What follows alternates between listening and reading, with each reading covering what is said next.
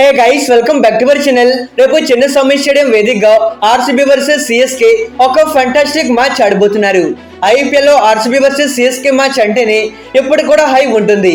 ఎందుకంటే ఒక పక్క ఆర్సీబీలో కింగ్ విరాట్ ఉంటే మరో పక్క సిఎస్కేలో తన ఎంఎస్ ధోని ఉన్నారు. ఇలాంటి ఇద్దరు లెజెండ్స్ మధ్య పోరు కాబట్టి సో ప్రతి ఒక్కరు ఈ మ్యాచ్ కోసమే వెయిట్ చేస్తూ ఉంటారు. లాస్ట్ మ్యాచ్ లో సిఎస్కే పంజాబ్ పైన ఓడిపోయాక వాళ్ళు ఈ సీజన్ నుండి అఫీషియల్లీ ఎలిమినేట్ అయిపోయారు. ఇక్కడ నుండి వాళ్ళ పరువు కోసం మ్యాచెస్ గెలవాలి. On the other way RCB literally outstanding form లో కనిపిస్తూ ఉన్నారు. 10 మ్యాచెస్ ఆడితే దాంట్లో 7 మ్యాచెస్ గెలిచి టేబుల్ టాప్ లో ఉన్నారు. ఈ ఒక్క మ్యాచ్ గెలిస్తే 16 పాయింట్స్ తో అఫీషియల్లీ క్వాలిఫై అవుతారు. మరి ఫుల్ స్వింగ్ లో ఉన్న ఒక టీం కి స్వింగ్ కోల్పోయిన మరో టీం కి జరుగుతున్న బ్యాటిల్ ఇది. ఈ బ్యాటిల్ వాళ్ళు ఎవరు గెలిచి నిలుస్తారు అనేది ఈ వీడియోలో క్లియర్ గా డిస్కస్ చేద్దాం. మన ఛానల్లో రెగ్యులర్ గా IPL updates, IPL match preview videos వస్తూ ఉంటాయి. మీరు ఐపీఎల్ ఫ్యాన్ అయితే మన ఛానల్ ని సబ్స్క్రైబ్ చేసి పక్కనే ఉన్న బెల్ ఐకాన్ ని ఆల్ లో పెట్టుకోండి. Now let's get started. First of all ఈ సీజన్ లో ఈ టీమ్స్ ఒక మ్యాచ్ ఆడారు. ఆ మ్యాచ్ లో ఆర్సీబీ చెప్పక వెళ్లి సిఎస్కే టీం ని ఓడించారు.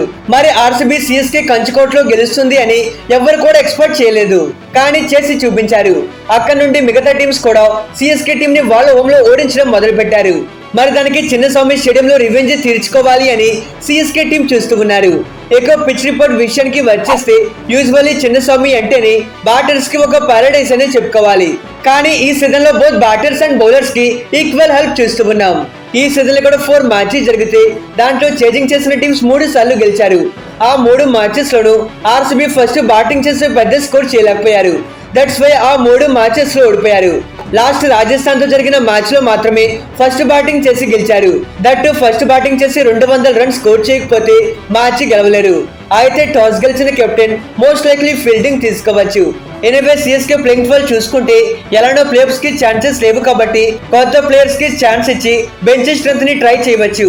ఎక్కువ ఓపెనర్స్ గా Sheikh Rashid and Ayush Mhatre, number 3 position లో శ్యామ్ కరణ్, నంబర్ 4 పొజిషన్ లో వెన్స్ బేడీ, 5 లో డెవిల్డ్ బ్రెవిస్, 6 లో రవీంద్ర జడేజా, 7 లో కీపర్ గా ఎంఎస్ ధోని, 8 లో అంశుల్ కాంబోస్, 9 లో గుర్జప్నీత్ సింగ్ ఆర్ రామకృష్ణ ఘోష్, 10 లో నూర్ అహ్మద్, 11 లో మతిషా పత్రానా అండ్ ఇంపాక్టివ్ ప్లేయర్ గా ఖలీల్ అహ్మద్ ఆడతారు.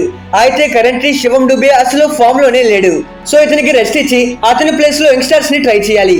సిఎస్కే దగ్గర వెన్స్ బేడీ అండ్ ఆండ్రే సిద్ధార్థ్ లాంటి ఇలాంటి యంగ్ బ్యాటర్స్ ఉన్నారు. ఆల్సో గుర్జప్నీత్ సింగ్ లాంటి ఎక్స్ట్రీమ్ టాలెంటెడ్ బౌలర్ ఉన్నాడు. దీపక్ హుడా స్థానంలో ఇతన్ని తీసుకోవాలి. లేదో ఒక పేస్ ఆల్రౌండర్ కావాలి అనుకుంటే రామకృష్ణ ఘోష్ ఉన్నాడు. సిఎస్కే ఇలాంటి మూవ్ చేస్తారు అనుకుంటున్నా.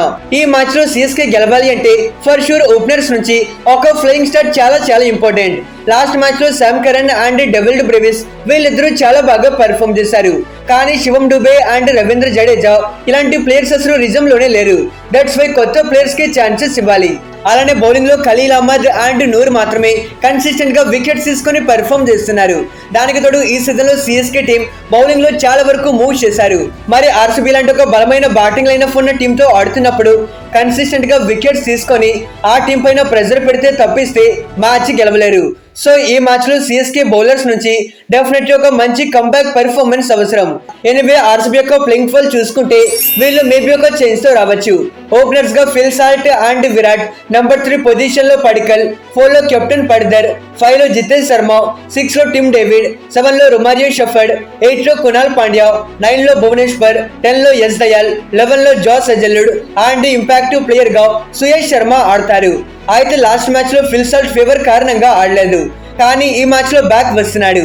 కరెంట్లీ ఆర్సీబీ టీం నుంచి ఒక యూనిటీ గేమ్ చూస్తూ ఉన్నాం. కొన్ని సిచ్యువేషన్స్ లో టాప్ ప్లేయర్స్ పర్ఫామ్ చేయకపోయినా గానీ మిగతా ప్లేయర్స్ రెస్పాన్సిబిలిటీ తీసుకుంటున్నారు. దీనికి బెస్ట్ ఎగ్జాంపుల్ లాస్ట్ మ్యాచ్ లో ఆర్సీబీ స్ట్రగ్లింగ్ స్టేజ్ లో ఉన్నప్పుడు కునాల్ పాండ్యా 76 రన్స్ నాక్ ఆడి మ్యాచ్ గెలిపించాడు. దీన్ని బట్టి వాళ్ళ టీంలో ఎలాంటి పొటెన్షియల్ ఉందో మనం క్లియర్ గా అర్థం చేసుకోవచ్చు. ఈ మ్యాచ్ లో ఆర్సీబీ గెలవాలి అంటే సేమ్ లైక్ లాస్ట్ మ్యాచెస్ లో ఎలాంటి పెద్ద ఇన్నింగ్స్ ఆడుతున్నారు అలాంటి పార్ట్నర్షిప్ బిల్డ్ చేయాలి. మోర్ ఓవర్ వాళ్ళ టాప్ ఆర్డర్ బాగా ఆడితే ఇంకా ఈజీగా మారుతుంది. అదే బౌలింగ్ లో ప్రతి మ్యాచ్ లో ఒక్కొక్క ప్లేయర్ మ్యాచ్ ని గెలిపిస్తూ ఉన్నాడు.